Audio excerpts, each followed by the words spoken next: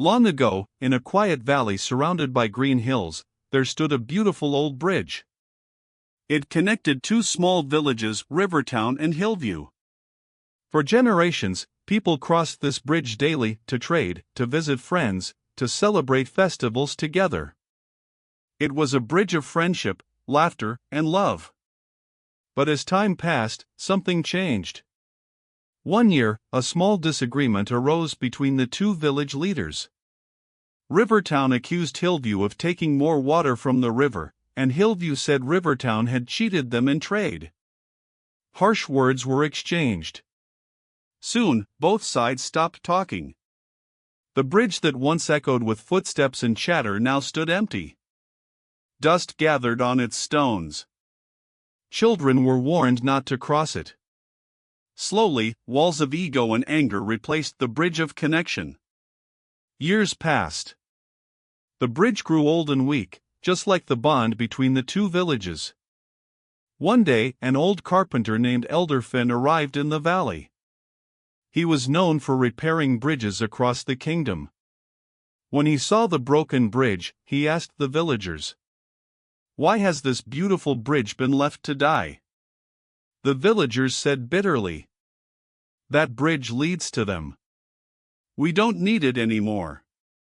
Elder Finn smiled gently and replied, "Strange. I've never seen a bridge that leads to them, only to us." The villagers were silent. But no one stopped him when he began his work. Day after day, the old man hammered and polished, repaired the planks, and strengthened the ropes. From the other side of the river, people from Hillview watched him too. Curiosity turned into interest. Soon, one of them, a young boy named Liam, crossed the river on a small boat and said, "Sir, do you need help?" Elder Finn nodded, "Yes, my son. A bridge cannot be rebuilt by one man alone." Together, they worked. And slowly, more villagers joined from both sides. Some brought tools, others brought food. For the first time in years, people talked, laughed, and shared stories again.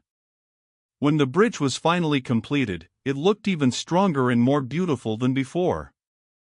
At the opening ceremony, Elder Finn said softly, "You see, wood and stone can make a bridge, but hearts make it last." Everyone clapped, but deep inside, they understood the real message. The river hadn't divided them, their pride had. From that day on, Rivertown and Hillview became one community again. Children ran across the bridge, merchants traded, and families visited each other. And every evening, when the sun dipped behind the hills, the old bridge glowed golden in its light, a reminder that understanding builds connections, while anger builds walls.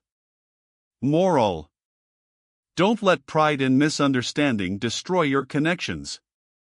Life becomes meaningful when we build bridges of love, not walls of ego.